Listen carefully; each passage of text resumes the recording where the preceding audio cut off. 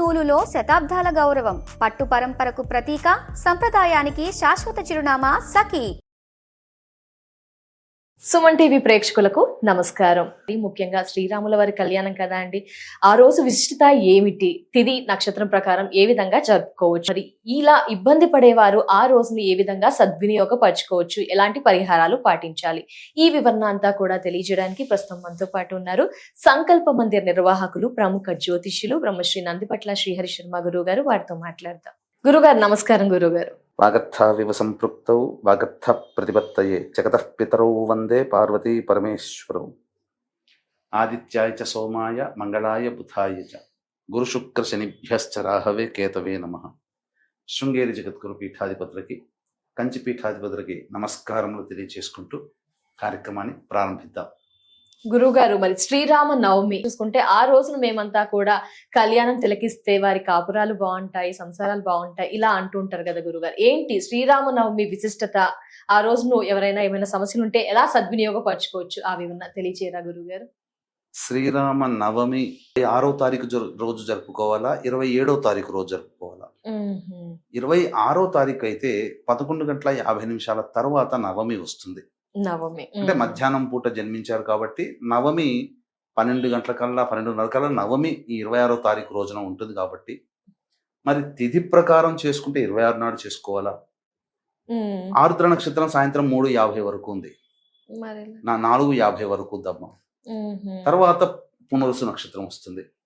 మరి పునరుసు నక్షత్రం ఉండి నవమి తిథి ఉదయం 10:38 వరకు ఉన్నది 27వ తారీఖు. పైగా 4వ పాదంలో జన్మించారు పునరుసు నక్షత్రం కాబట్టి మధ్యాహ్నం సమయానికి 4వ పాదం ఉంటుంది.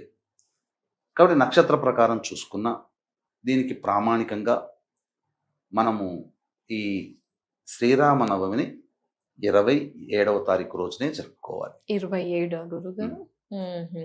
ప్రధానంగా గమనించుకున్నట్లయితే ఈ యొక్క 27వ తారీఖు రోజున శ్రీరామనవమి సందర్భంగా కళ్యాణాలు చేస్తాం. అవును గురుగారు. కానీ భారతదేశ వ్యాప్తముగా శ్రీరామనవమికి సంబంధించినటువంటి ఉత్సవం, జయంతి ఉత్సవములు భారతదేశం మొత్తంగా జరుపుకుంటే కేవలం తెలంగాణ, ఆంధ్ర, కర్ణాటక, తమిళనాడు కొన్ని పరిసర ప్రాంతాల వారు మాత్రం వివాహ మహోత్సవాన్ని జరుపుతారు. ఇది మనకు భద్రాచలం రాముల వారు నిర్మించినటువంటి రామదాసు ఉన్నారు కదా, ఆ రామదాసు ఏర్పరిచినటువంటిదిగా మనకు చరిత్రలో చెప్పబడుతుంది. ఇక అప్పటి నుంచి రామదాసు ఏర్పరిచిన విధానాన్ని బట్టి కళ్యాణాన్ని జరుపుకోవడం అనేటువంటిది మనకు ఆచారంగా వస్తుంది.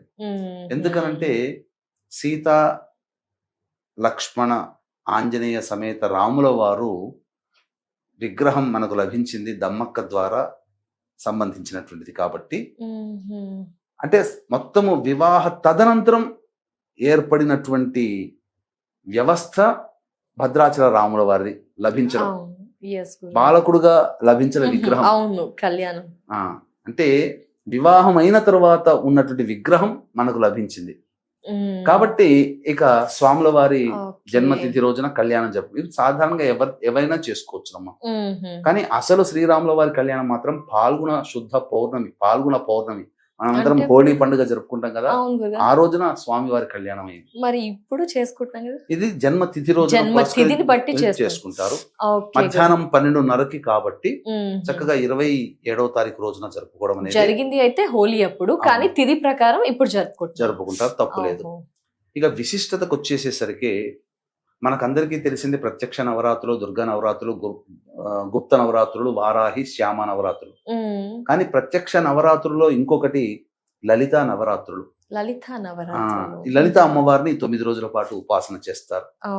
అంతేకాకుండా ఈ యొక్క నవరాత్రులలో ఆఖరిదైనటువంటి నవమి తిథికి చాలా ప్రత్యేకం. అంటే రోజు రోజు గడుస్తున్న కొద్దీ తిథికి బలం పెరిగితే 9 రాత్రులు కాబట్టి నవమి తిథికి చాలా సంపూర్ణమైనటువంటి బలం చేకూరుతుంది. పైగా చైత్ర శుద్ధ నవమి రాముల వారు పుట్టక ముందు నుంచే లలితా నవరాత్రులుగా ఆరాధన చేయడం.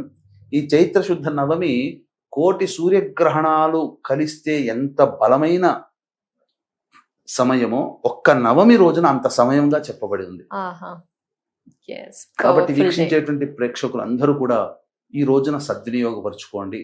తప్పకుండా దేవతానుగ్రహాన్ని పొందే ప్రయత్నం చేయండి.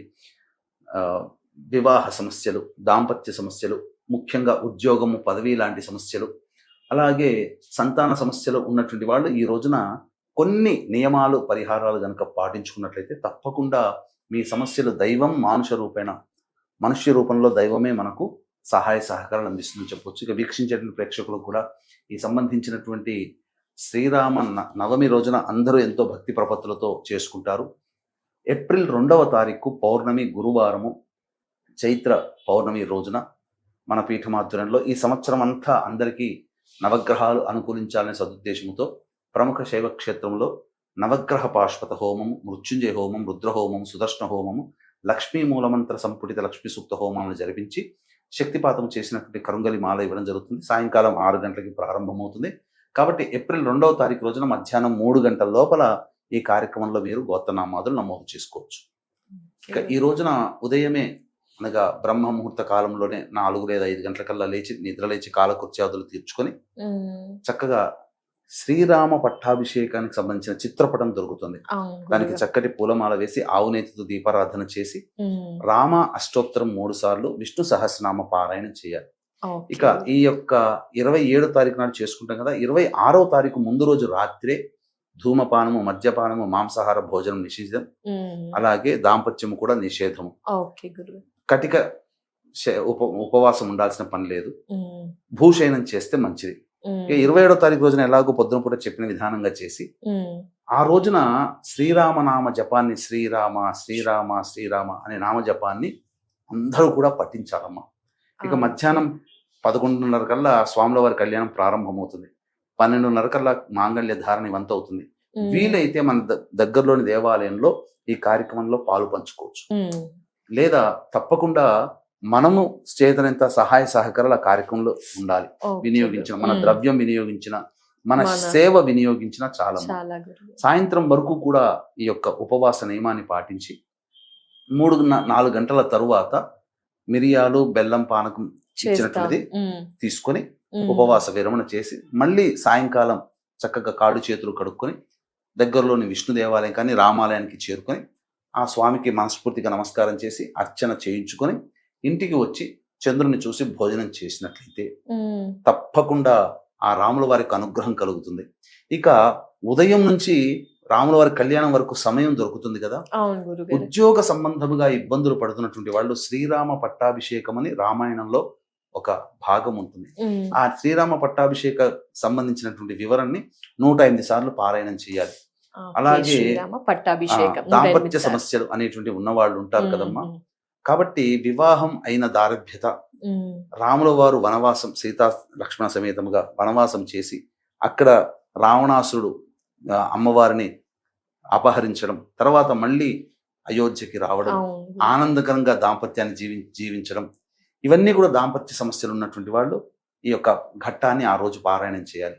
ఇక్కడ సకలమైనటువంటి కష్ట నష్టాలు ఎదుర్కొనేటువంటి వాళ్ళు, ఈ కష్టం తీరితే బాగుండు అనుకునేటువంటి వాళ్ళు సుందరకాండ పారాయణం చేయాలి. ఎన్నిసార్లు? ఒక్కసారి చేసినా చాలా. ఇక ప్రధానంగా సంతాన సమస్యలతో బాధపడేటువంటి వాళ్ళు రావణ సంహార తదనంతరం విభీష లక్ష్మణ సీతా సమేత ఆ మొత్తము అంగబలంతో కూడుకొని అయోధ్యకి వస్తారు కదా.